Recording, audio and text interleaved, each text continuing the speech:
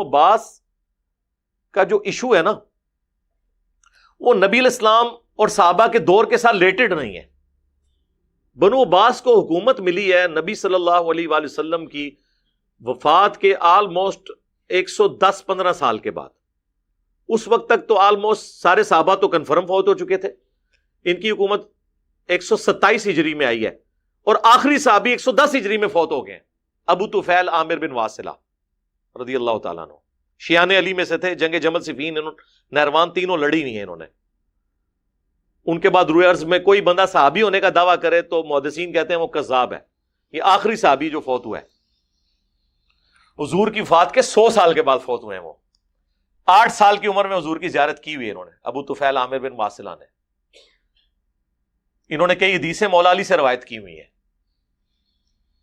تو یہی آپ کو پتا ہے جب وہ مولا علی جنگ صفین کے موقع پر سنن نسائی الکبریٰ المستدرک للحاکم میں آتا ہے, میں نے کربلا والے ریسرچ پیپر میں بھی ڈالا ہے, تو مولا علی صحابہ سے کہتے ہیں کہ گواہی دو نا میرے لیے. حضور نے نہیں کہا تھا من کنت مولا فہذا علی مولا؟ تو 12 صحابہ وہاں پہ کھڑے ہوئے گواہی دینے کے لیے. ابو طفیل بن عامر بن واصلہ کہتے ہیں میرے دل میں نا تھوڑی بات آئی کہ یہ بات صحیح ہے کہ نہیں. میں وہاں سے اٹھ کے زید ابن ارقم کے پاس آیا, سینئر صحابی کے پاس. تو انہوں نے کہا کہ اللہ کے نبی جب یہ بات کر رہے تھے میں بھی وہاں پہ غدیر خم پہ موجود تھا. یہ وہی ابو طفیل عامر بن واصلہ ہیں. تو ابو طفیل عامر بن واصلہ فوت ہو گئے. اب 127 ہجری میں بنو عباس ہے. اب بنو عباس کا تعلق چونکہ نبی علیہ السلام کے مبارک زمانے سے نہیں ہے, صحابہ کے زمانے سے نہیں ہے, تابعین میں بھی ایسا نہیں, تبا تابعین میں مین ان کا رول آیا ہے. تو اس لیے احادیث کی کتابوں میں ان کے بارے میں وہ ڈیٹیلز نہیں ملتی ہیں. باقی اہل بیت کی دشمنی میں بنو امیہ سے 4 ہاتھ آگے تھے, لیکن ایک خوبی تھی, چونکہ یہ اہل البیت میں سے تھے. بنو عباس جو صحیح مسلم میں زید ابن ارقم سے پوچھا گیا کہ آل محمد کون ہے, تو انہوں نے کیا کہا تھا؟ آل علی, آل عباس, آل جعفر اور آل عقیل. تو چونکہ یہ اہل البیت میں سے تھے تو مولا علی کے لیے بہت رسپیکٹ رکھتے تھے. یعنی ممبروں سے وہ سب و شتم کا سلسلہ ختم ہو گیا. شیعان علی کو خوش کرنے کے لیے انہوں نے اس لیول تک اترے کہ انہوں نے سوائے حضرت عثمان اور عمر بن عبدالعزیز کے, اب میں نام نہیں لیتا پھر مسئلہ خراب ہو جائے گا, ان 2 بندوں کو بنو امیہ کے چھوڑ کے بنو امیہ کے جتنے حکمران تھے ان کی قبریں تک اکھاڑ کے انہوں نے, ان کی لاش ایک بندے کی سلامت نکلی تھی, سلمان اس کی ہشام بن عبد الملک کی, باقی کسی کی لاش بھی نہیں نکلی. اور ان کی ہڈیاں جو ہے نا انہوں نے نا, اور یہ تو نکل, ان کے بڑے امام نے البدایہ والنہایہ میں تاریخ ابن کثیر میں لکھا ہے, تو یہ تاریخ میں ہی ملے گا نا.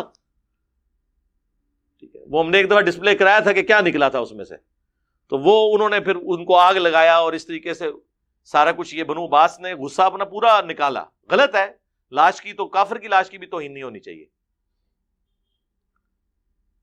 لیکن نقصان انہوں نے یہ پہنچایا کہ یہ شیعان علی کو اپنے حکومت کی دوام کے لیے یوز کرتے رہے.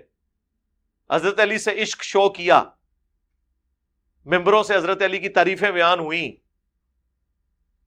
اور اہل بیت کے اماموں کو, پہلے امام جعفر کو, پھر امام موسیٰ کاظم کو, امام علی رضا کو, تو مامون الرشید جب 3 بر اعظموں کا خلیفہ بن چکا تھا بنو عباس کا, ہارون الرشید کا بیٹا, اس نے تو اپنا ولی عہد بھی نامزد کر دیا تھا, لیکن بعد میں زہر دے کے مروا دیا.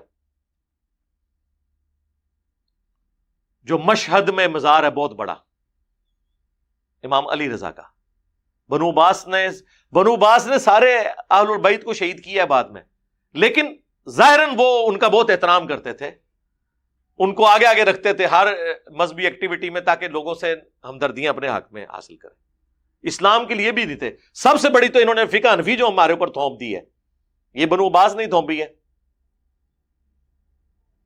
یعنی امام حنیفہ نے زہر کا پیالہ پی لیا اور چیف جسٹس کا عہدہ قبول نہیں کیا, اور ان کے شاگرد نے قاضی ابو یوسف نے وہی عہدہ قبول کر لیا امت کے وسیع تر مفاد میں. پھر ڈنڈے کے زور کے اوپر فقہ حنفی انہوں نے نافذ کیا. حضرت امام مالک کے شولڈر انہوں نے توڑوائے ہیں جب جبری طلاق کے خلاف انہوں نے فتویٰ دیا. بنو عباس نے ہی سب کچھ کیا. تو یہ بھی ایک برا ماضی ہے مسلمانوں کا.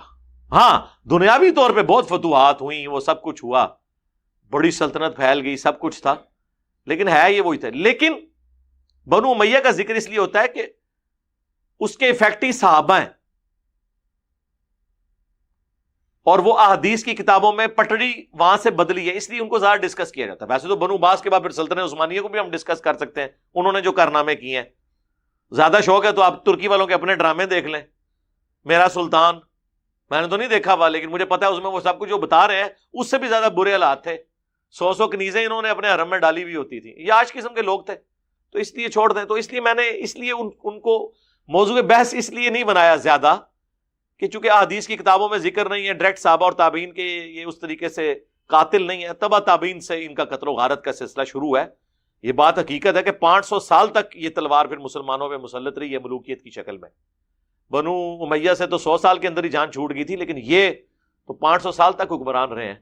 لیکن ایٹ لیسٹ ان کے دور میں انہوں نے بغداد سٹی آباد کیا، کیونکہ آپ کو پتہ ہے نا خلفائے راشدین کا دارالخلافہ تھا مدینہ، حضرت علی کو مجبوراً کوفے جانا پڑا.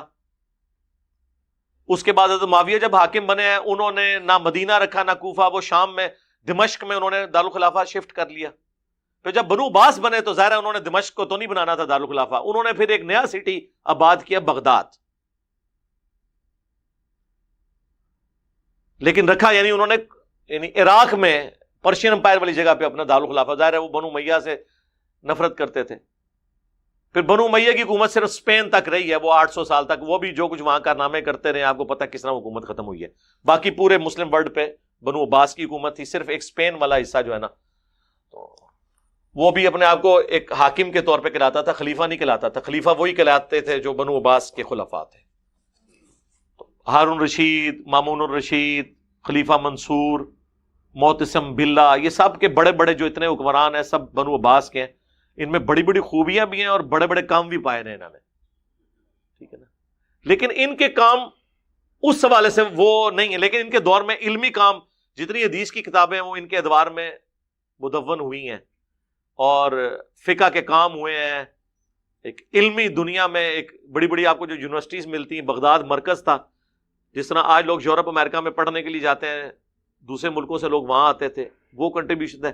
باقی کے اسلام کے لیے انہوں نے وہی کچھ تھے بنو امیہ تھے، جو سوائے ایک چیز کے کہ حضرت علی سے عقیدت رکھتے تھے، اہل بیت کا بظاہر بہت احترام کرتے تھے، لیکن کسی کو زندہ نہیں چھوڑا.